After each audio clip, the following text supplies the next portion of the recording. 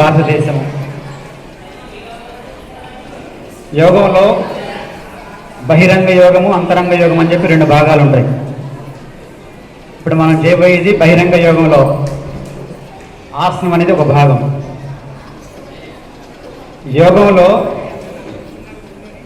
అత్యున్నత స్థాయి రీచ్ అవ్వాలన్నట్టయితే దానికి బేస్ అనేది ఆసనము, అది బాగా గుర్తుంచుకోవాలి.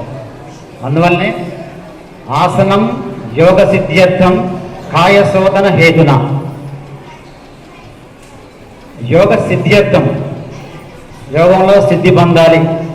యోగంలో సిద్ధి పొందడం అంటే సరే అల్టిమేట్గా మన యొక్క ఆత్మని దైవాత్మంతో ఐడెంటిఫై చేయడం అది అల్టిమేట్ గోల్. అది జరగాలన్నా కూడా ఆసనాభ్యాసంతో ప్రారంభమవుతుందని చెప్పి మనకు శాస్త్రం తెలియజేస్తుంది. కాయశోధన హేతున.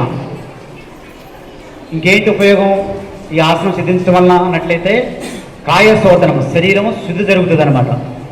72,000 నాళ్ళన్నీ కూడా చక్కగా రకరకాలుగా శరీరాన్ని సాగదీయటము, మెలరిపటము, వంచటము, వీటి వల్ల నాడీ శుద్ధి జరిగి ఆ నాడీ శుద్ధి అనేది శరీర శుద్ధికి దారితీస్తుంది అనమాట. అంతేకాకుండా ఆసనేనే రజోహంతి. మనకి త్రిగుణాలు ఉంటాయి.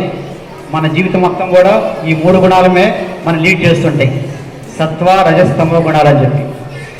సత్వగుణం అన్ని వెరీ వెరీ గుడ్ క్వాలిటీస్. తమో గుణము వెరీ వెరీ వర్స్ట్ క్వాలిటీస్.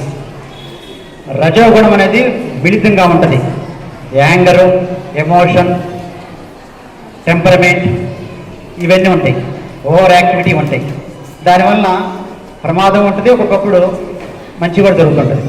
అయితే ప్రమాదం కూడా ఎక్కువగా ఉంటుంది. ఆసనేనే రజోహంతి. ఆ రజో గుణాన్ని కూడా నియంత్రణ చేస్తుంది ఈ ఆసనాభ్యాసం వల్ల.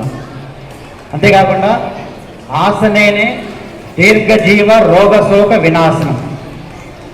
ఆసనాలను అభ్యాసం చేయడం ద్వారా దీర్ఘజీవ లైఫ్ స్పాన్ చక్కగా పెంచుకోవచ్చు.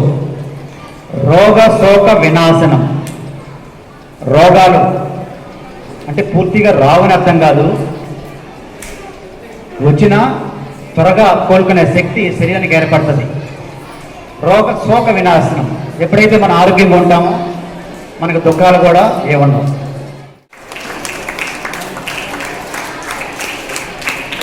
Thank you sir, thank you very much.